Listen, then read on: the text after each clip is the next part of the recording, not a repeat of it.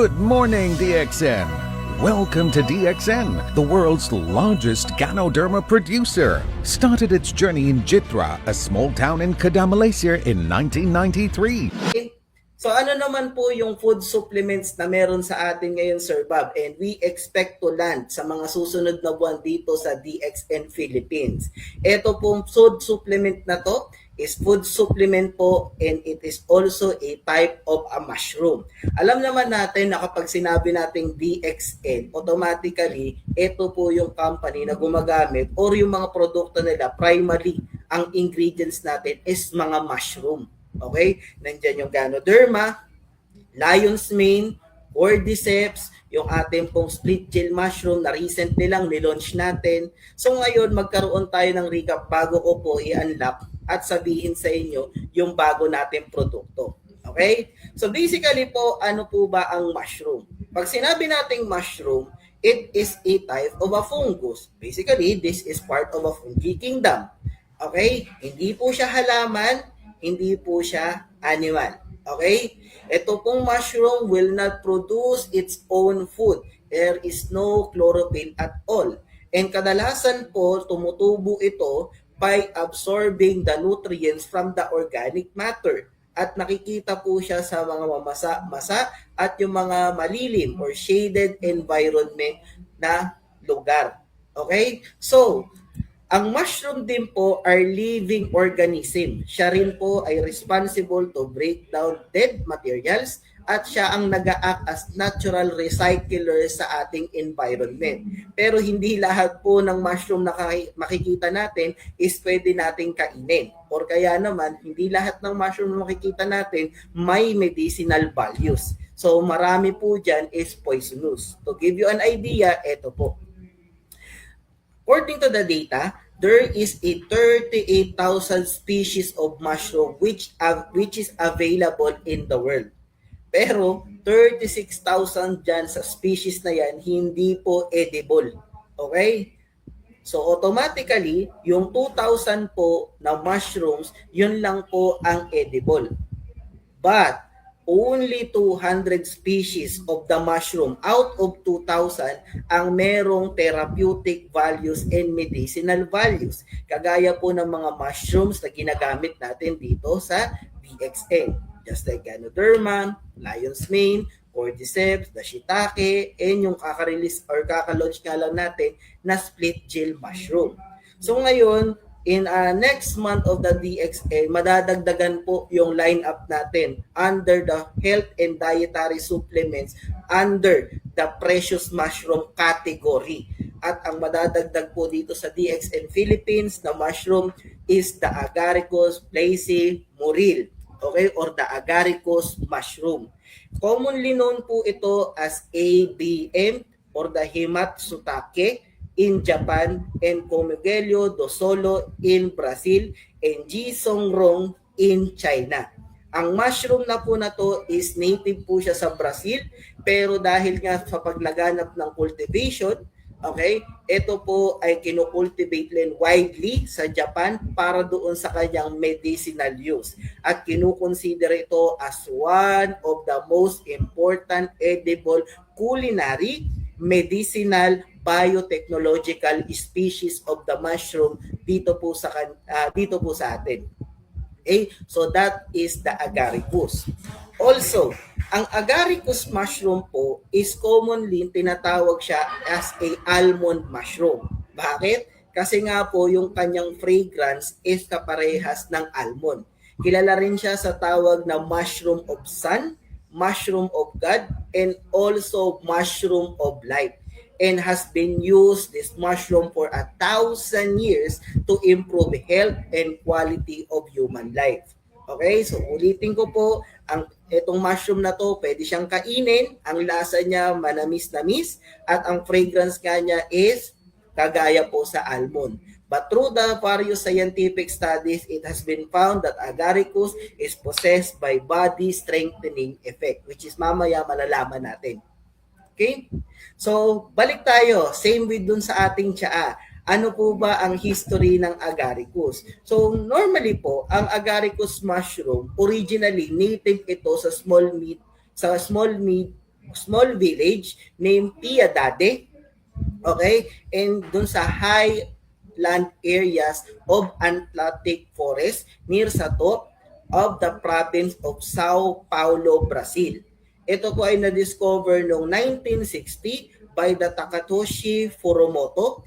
Ito po ay isang grower and researcher who sent it to Japan in 1965 for investigation. And itong klaseng mushroom na to is na-identify as ABM by Belgian botanist Heinemann in 1967, and later binigyan siya ng name na Hime Matsutake in Japan, while in Brazil, ito po ay Cogumelo piedade ang kanyang pangalan. Okay, so diretso tayo doon sa part ng mushroom. So, ang agaricus po is produced from a high quality mushroom. Ito din pong mushrooms na ginamit natin is produced under the stringent quality control. And traditionally, ito po ay ginagamit para mag-provide ng nutrients in promoting general health. Bakit? Kasi mataas po ito sa high quality protein that is good for our muscle.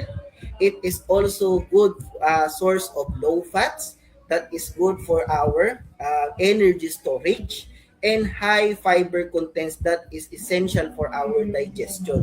Ito po ang meron sa agaricus. Number 2. Okay? Yung EBM po, ito po yung compound na nagpapakita ng immunomodulatory and anti-mutagenic properties. Ang polysaccharide po na which is common naman sa mga mushroom is a phytocomplex that is responsible para doon sa immunostimulant. So ito po yung meron sa kanya. Meron din po siyang mga active compounds kagaya po ng beta-glucans or a polysaccharide, which we all know that this is a stronger immunity which can be activate white blood cells. This is our soldier in our body that fights yung mga unwanted foreign bodies doon sa ating katawan.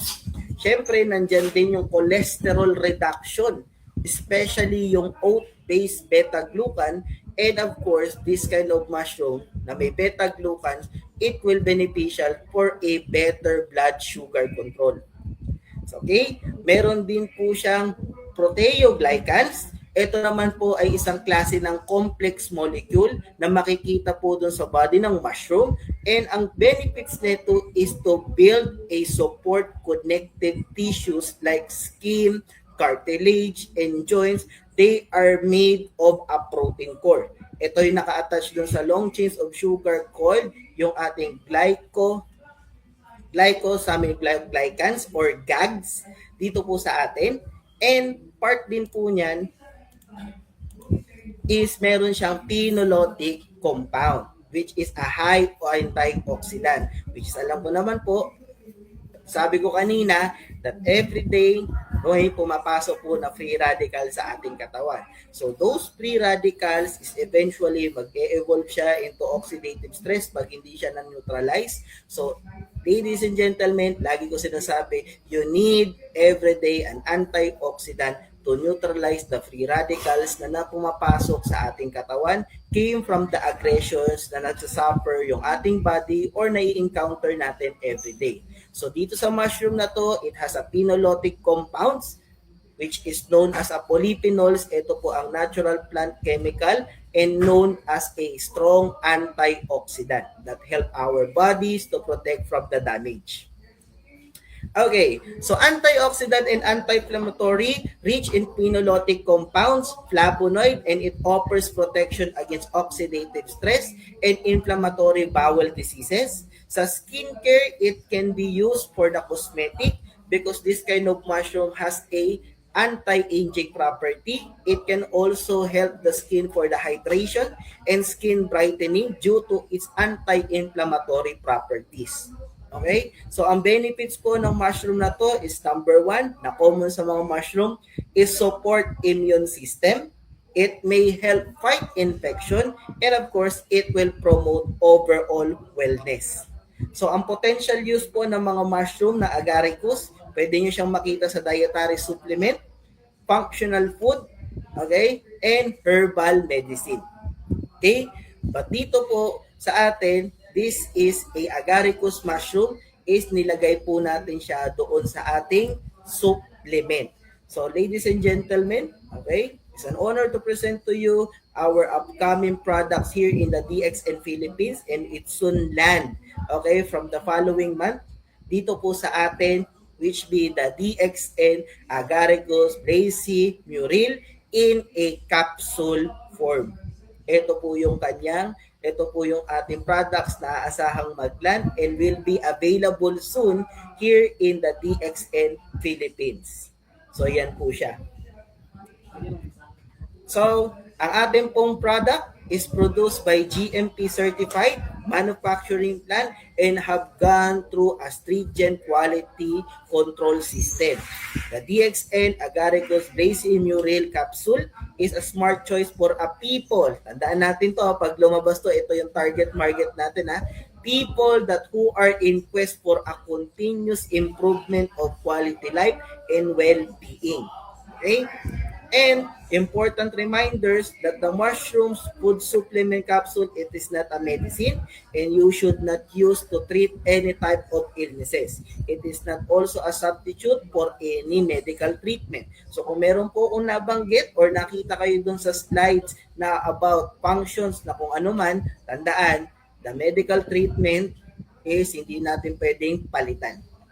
Okay? So disclaimer, ang DXN Agaricus Bracy Muril food supplement capsule ay hindi gamot at hindi dapat gamitin panggamot sa anumang or my slide. Okay?